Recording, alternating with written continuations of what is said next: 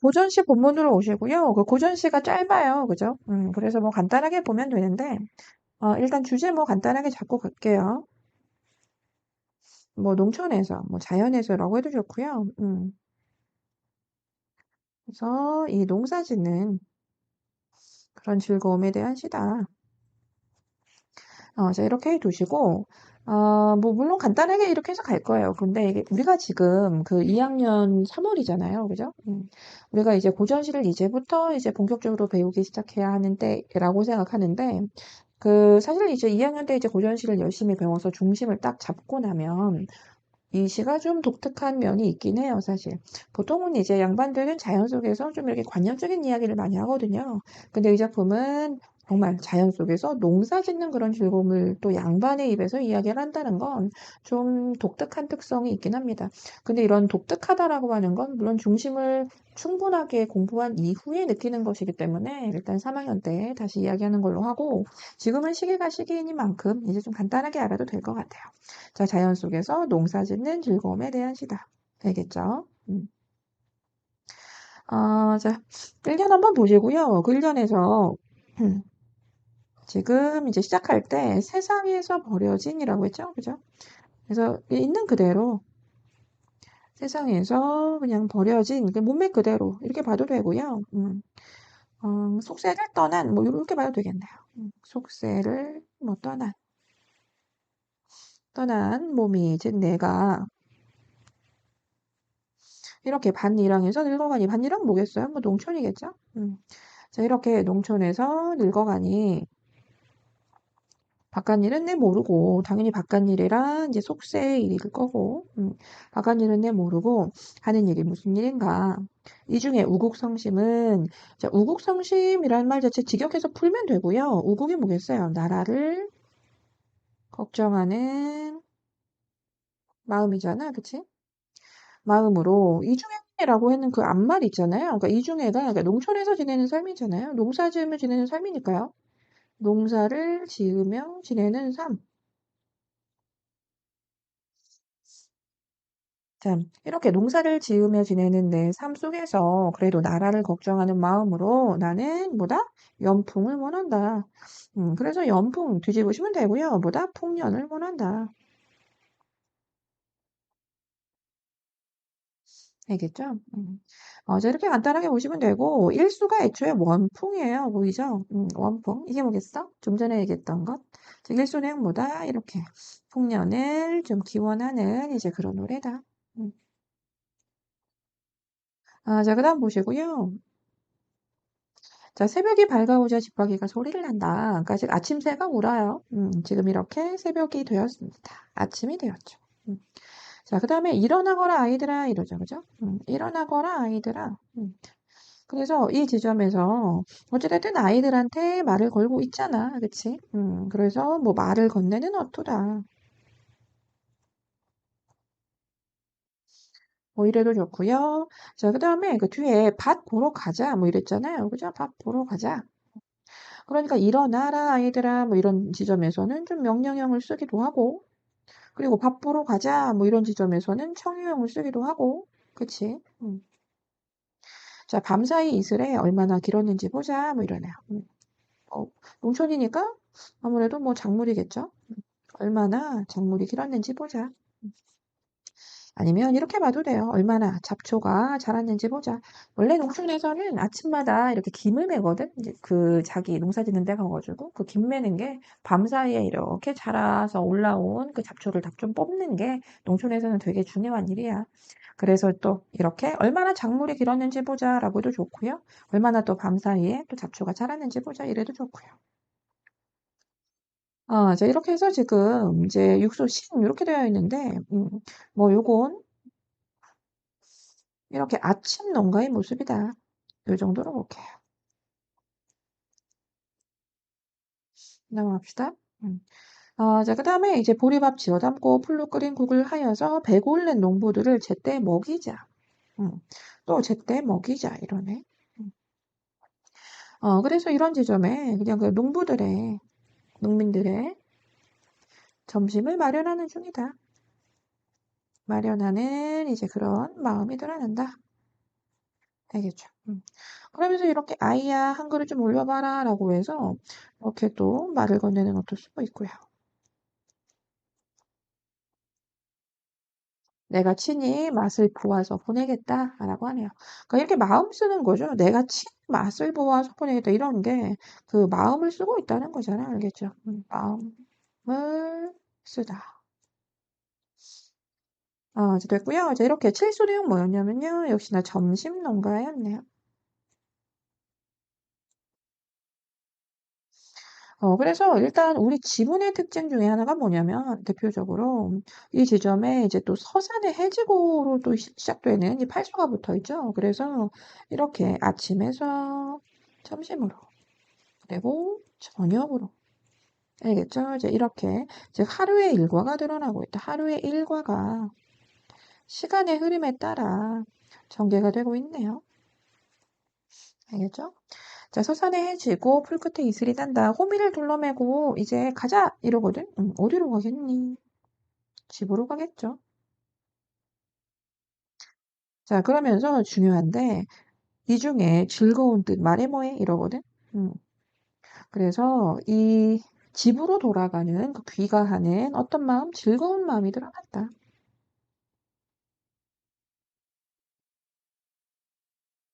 즐거움이 자 드러나 있는 것으로 보시면 됩니다. 자, 이렇게 해서 이제 질문은 뭐 충분히 볼 만큼 봤고요. 이제 문제 한번 가볼게요. 자, 문제 보세요. 자, 일단 적절한 건데 이제 반어적 표현 이런 거 없었고요. 그죠? 색채 이런 거 뭐 찾아보시면 없고요. 뭐 이런 거 없고요. 자, 일단 답은 다 알고 있잖아요. 그죠? 그래서 일단 권유의 의미를 나타내는 표현이라고 했습니다. 권유의 의미 나타내는 표현 뭐겠어요? 뭐 하자 뭐 이런 거잖아. 자, 그 말 표현 반복되고 있고 이제 그 말을 통해 화자의 태도 나오고 있죠. 음. 자, 그다음에 지금 32번에 적절한 거 찾아라 였어 또. 그치? 그런데 이제 기억 같은 경우는 밭이었고 그리고 니은 같은 경우는 농부야. 자, 그럼 볼게. 이제 이 중에서 일단 우린 답을 알고 있잖아요. 그죠? 보세요. 자연스러운지 읽어보세요. 지금 풍요로운 농촌의 모습을 좀 기대하고 있고 그렇게 화자가 정성을 기울여서 살피고 있는 대상이다. 맞잖아. 알겠지? 화자가 갑자기 뭐 속세에 관심을 갖게는 누구한테 누구한테 지금 속세에 관심 가져라 이렇게 하는 거 아니잖아요. 그죠? 생명력 회복 이런 말들 전혀 어울리지 않죠. 그죠? 나머지 다 됐고요. 마지막 문제 봅시다. 자, 일단 보기의 말은 참 좋은 말이에요. 그래서 이제 보기 말은 한번 쭉 자연스럽게 읽어보시고요. 그래도 이제 이런 거 정도는 체크하면 좋을 것 같아요. 이렇게 사실 신오석이라고 하는 한자 그대로 새벽, 낮, 저녁이란 뜻이었고요. 그리고 이제 이에 맞게 농가 일상이 나온 거잖아, 그지? 그리고 또 농가의 일상이 시간의 흐름과 순환이라는 이 자연의 순리에 따르는 것을 좀 드러냈대요. 이렇게 이런 순서대로 드러낸 것이 그대로 자연의 순리를 좀 따르려고 하는 것이었대요. 자, 그리고 우리가 읽었던 말 중에는 이렇게 풍년에 대한 기원도 있었고, 농경 생활에 대한 만족감도 있었고, 그치? 자, 그래서 이제 올바른 것이 네 개잖아요. 이 중에 무려 적절하지 않은 거 찾는 거니까. 그래서 이 올바른 것에 대한 이해가 자연스러운지 좀 읽어보세요. 알겠죠? 그리고 좀 받아들여 주세요. 알겠죠? 이렇게 이야기할 수 있다는 거. 자, 아무튼 그래서 답은 3번인데, 팔소에서 하루를 맞추고 막 가, 그치? 그럼 이런 모습은 세분화된 시간을 아우르는 자연물과 자신을 동일하게 취하고 있다. 자연물과 자신을 동일시하고 있다라는 표현 여기서 어울리니? 그렇지 않잖아요. 그죠? 자, 아무튼 그래서 일단 3번이 틀렸다는 걸 떠나서 지금 1, 2, 4, 5 우리가 어떨 때 자연물과 자신을 동일시한다라고 하는지 이제 그런 것은 뭐 이 작품이 아니라 이제 기본적인 이제 문학을 다룰 때 좀 공부해 보시고 지금 우리가 단순히 시험을 위해서 지금 같이 듣고 공부하는 친구들 많잖아요. 그죠? 지금 1, 2, 4, 5번이 얼만큼 자연스럽게 받아들여지는지에 대해서 좀 여러 차례 읽어보세요. 아시겠죠? 이제 현대시 파트로 바로 갈 거고요. 이제 현대시도 이제 간단하게 주제만 좀 적어 놓고 갈게요. 특히 가시만. 가시는 내용이 좀 길어 보여도 사실 화자가 말하고자 하는 바는 의외로 좀 하나의 목소리예요. 그래서 하나의 표현을, 그러니까 즉 하나의 어떤 정서를 좀 길게 늘려서 쓴 거거든요. 그래서 화자는 지금 좀 이상적인 세계를 소망하는 중인데,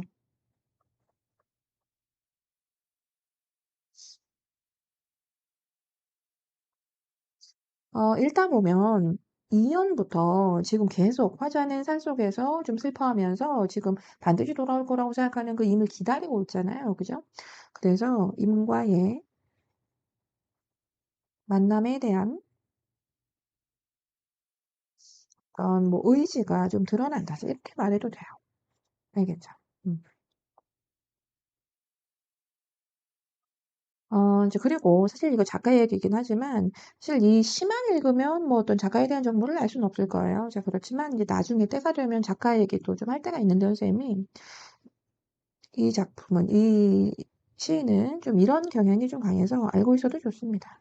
자, 이 시인은 광복 이후의 혼란에 대해서 이야기할 때가 많은데,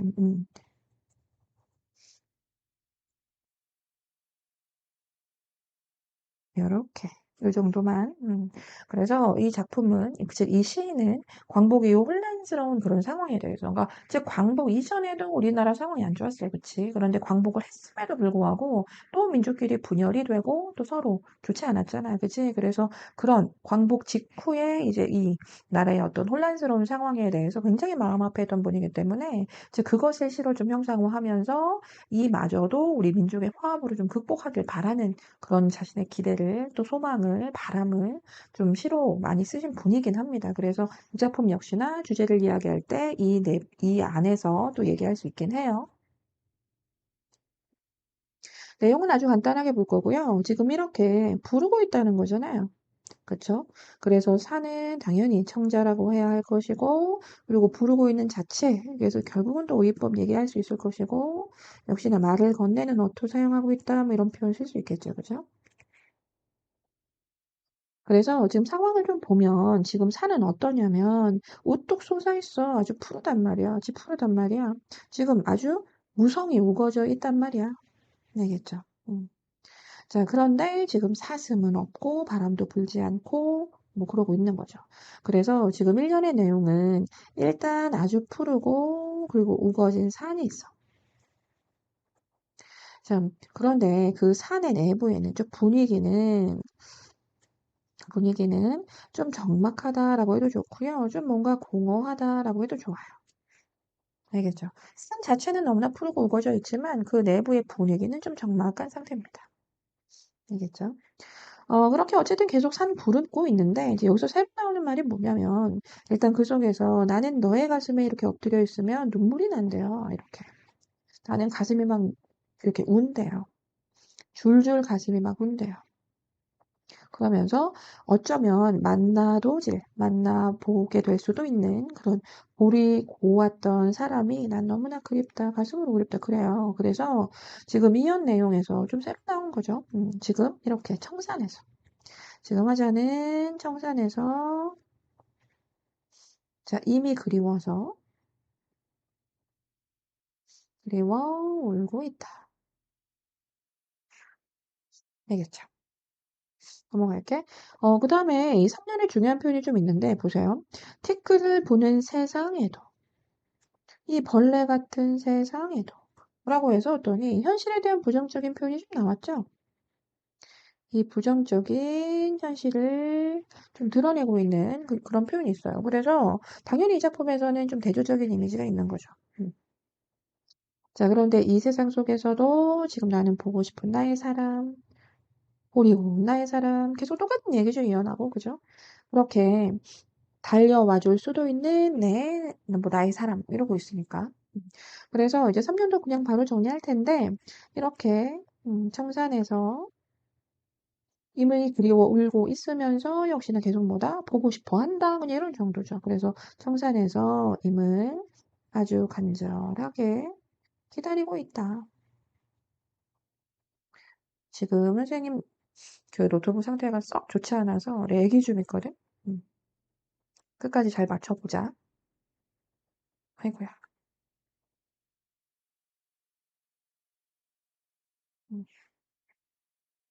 이제 그런데 이제 더 뒤에 하는 말이 나는 그린다. 너만 그린다. 나는 혼자 철도 없이 난 너만 그리워한다. 너만 기다리겠다. 이렇게 얘기하는 거거든. 그래서 이 마지막에 기다림에 대한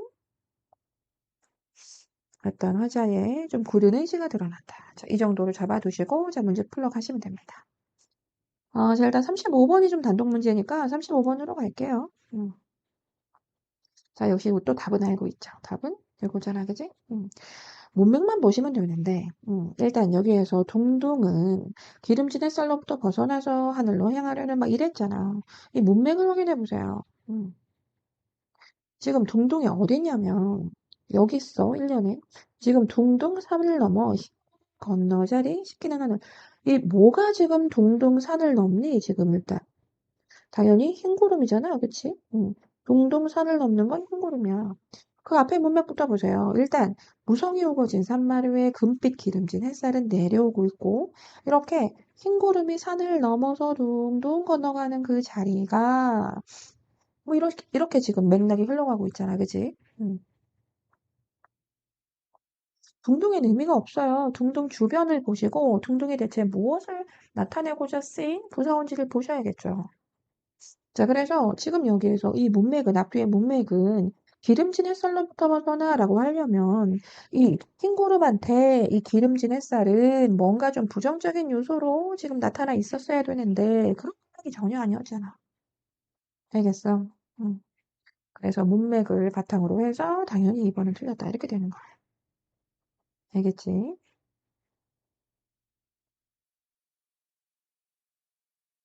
자, 그 다음에 이제 바로 나시 정도까지만 갈게요. 보세요. 나시는 좀 재밌는 시입니다. 기영도라는 시인은 아마 2학년 때도 선생님이랑 하진 않을 거예요. 아마 기영도 얘기는 3학년 때부터 시작을 할 것 같은데, 사실 할 얘기가 되게 많은 시인이긴 해요. 그렇지만 지금은 시 내용만 간단하게.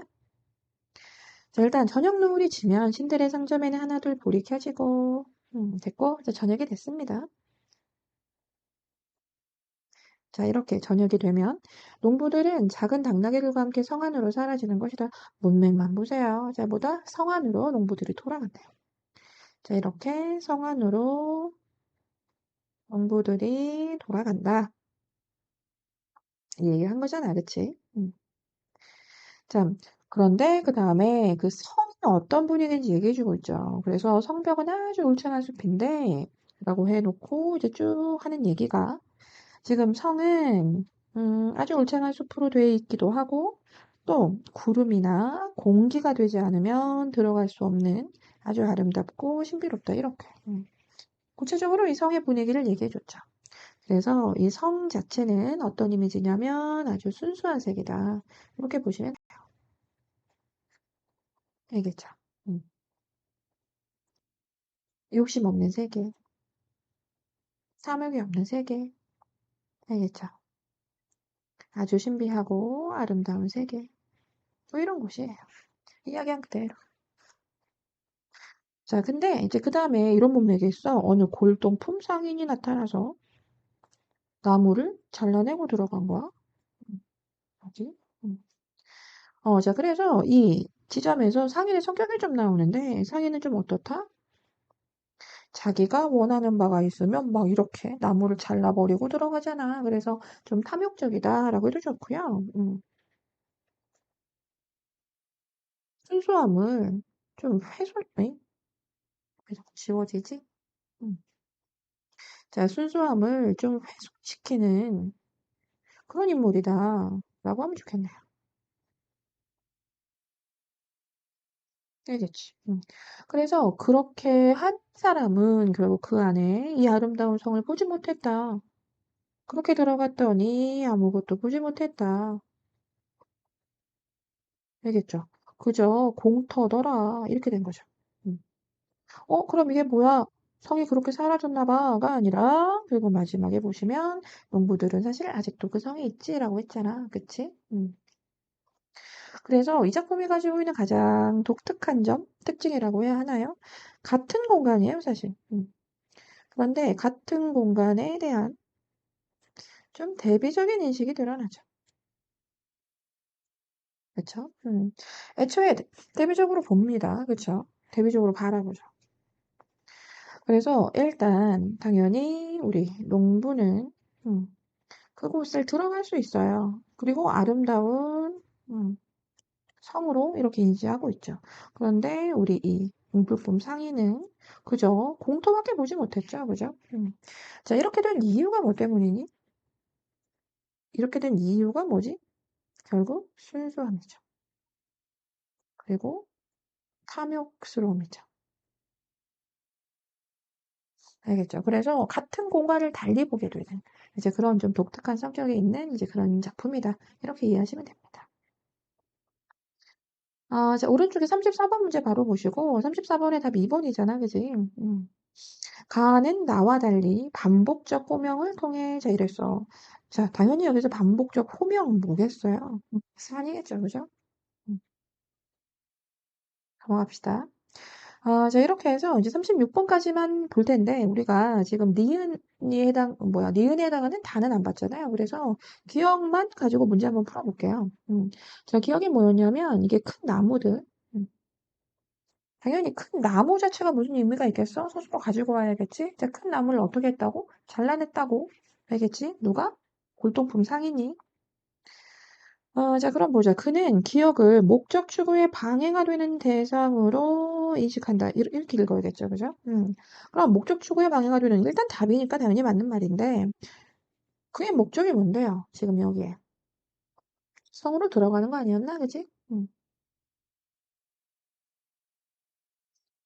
그러니까 이렇게 자기가 성에 들어가려고 하는데, 나무를 왜 뱉겠어? 아, 이렇게 불편하니까 뱉겠죠. 그래서 이렇게 성에 더 손쉽게 들어가기 위해서 뭔가 나를 가로막는 것 같은 것을 막 이렇게 잘라버린 거잖아요. 그래서 목적 추구에 방해되는 대상으로 생각했다. 뭐 그럴듯하죠. 나머지 보시고 일단 기억이 또 2번에 보시면 기억으로 인해서 자신의 행동에 의구심을 갖게 된다. 이런 맥락이 있었니 얘들아? 그래? 없었죠. 그죠? 자, 또 기억은 그가 상생의 관계를 포기하게 되는 계기로 작용한다.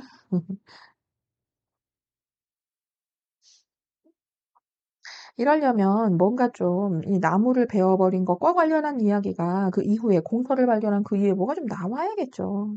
음, 내가 나무를 베어서 뭐 어쩌고 저쩌고 뭐 이런 표현들이 좀 있었을 때나 생각해 볼 만했겠죠.